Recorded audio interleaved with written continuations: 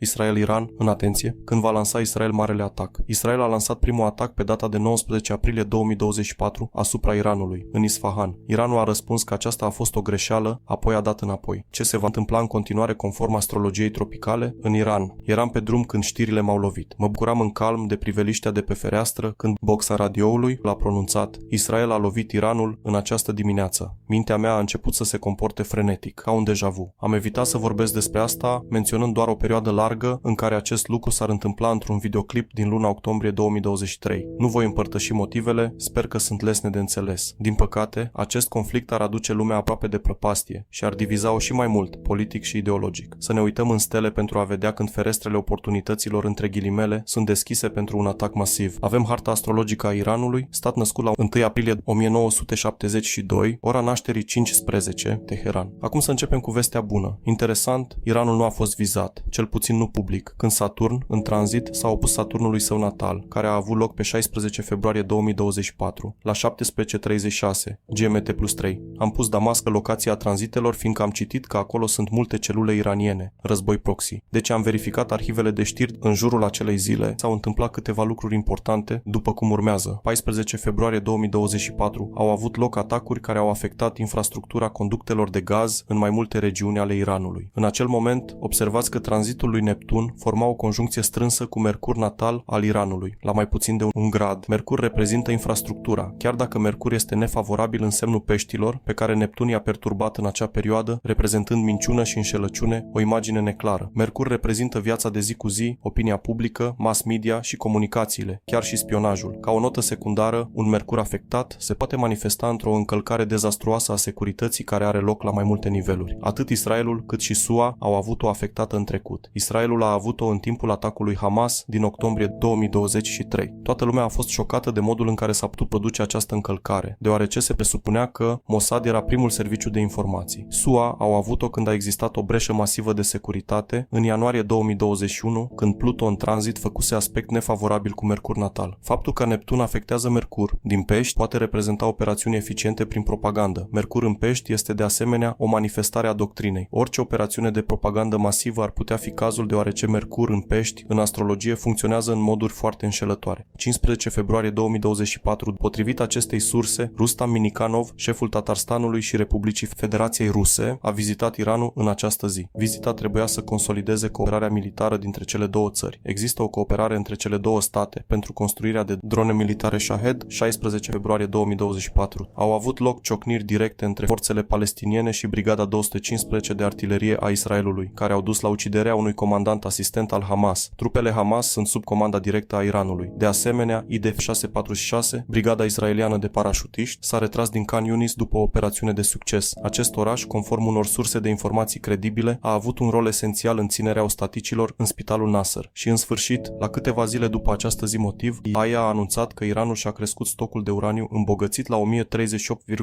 kg, dar mai târziu Iranul a refuzat organismul de pază al ONU să viziteze situl nuclear în cauză. Deci când Israelul va lansa atacul masiv, rețineți că Israelul a atacat infrastructura responsabilă de cooperarea și dezvoltarea militară a Iranului, fie legată de Federația Rusă, fie de propria sa dezvoltare deocamdată. Atacurile din Isfahan sunt un mesaj puternic care ar putea perturba cooperarea dintre Iran și Rusia. De asemenea, a anunțat recent că ar fi putut ataca una dintre instalațiile sale nucleare, dar a ales să nu o facă, în concordanță cu implicațiile adiacente. Așadar, ce fel de atac ar putea fi, din punct de vedere astrologic? Casa a patra, patria mamă, casa a șaptea, partenerii, casa a opta, traumele psihologice foarte profunde, dependența de o altă entitate sau casa a 11-a, afilierea la grupuri terțe. Ce vom verifica mai întâi în tranzitele Iranului? Din fericire pentru ambele părți, pe Israel și Iran, conjuncția Jupiter-Uranus nu le va afecta profund. Cu câteva luni în urmă, Neptun, în tranzit, a făcut o conjuncție cu Marte natal al Republicii Islamice Iran pe 27 ianuarie 2024. În acea perioadă, Comandamentul Central al SUA a ordonat o lovitură în Marea Roșie asupra unei nave Houthi care ar putea reprezenta o amenințare pentru transportul maritim de orice fel. Fracțiunea militară Houthi este un grup iemenit susținut de Iran. Conjuncția Neptun-Marte, o amenințare. Pe 29 aprilie 2024, Neptunul va forma o conjuncție strânsă cu Marte la 28 de grade și 52 de secunde. Nu va avea un impact semnificativ, fiind distant de Marte natal al Iranului, care este la 25 de grade și 39 de minute, dar se lovește de Mercur natal. Mercurul natal al Iranului este la 27 de grade și 15 minute, vreme, Mercur este în conjuncție cu Marte în harta natală a Iranului. Așa că chiar dacă Marte nu va avea atât de mult efect, Mercur este o altă poveste. Este esențial să rețineți că încă nu a avut loc la gradul exact al Mercurului natal, dar este foarte strâns, într-adevăr. Oricum, cumva, va afecta fie capacitatea armatei iraniene în ceea ce privește bazele navale, fie drumurile care leagă instalațiile nucleare sau orice alte fabrici de produse chimice sau de combustibil. De asemenea, rutele navale din Marea Roșie ar putea fi o problemă. Deci, va exista o întrerupere a traficului, comercială sau de altă natură, sau ceva și mai incredibil, cum ar fi un asalt naval în apropierea acelei zile legat de Iran. După cum am văzut, axa nodului lunar a fost implicată atunci când au început alte conflicte, chiar și în Ucraina și în alte locuri. Deci, întrebarea este, va reprezenta Saturn o amenințare semnificativă pentru Iran în tranzit? Saturn se va opune nodului nord natal la începutul acelei zile, așa că nu este bine din acest punct de vedere. Mulțumesc pentru vizualizare. Dacă doriți o interpretare a hărții dumneavoastră astrologice, nu ezitați să mă contactați. Vă voi face un portret cu toate trăsăturile caracteristice. Vă voi vorbi despre sănătate și despre cum vă vor afecta viitoarele tranzite astrologice mai critice. Dacă doriți să susțineți acest proiect, puteți găsi linkuri de afiliere și donații în descriere. Vă aștept și în comentarii cu păreri despre acest eveniment și altele aici, dar și pe site-ul oficial Moraevo. Să aveți o zi bună!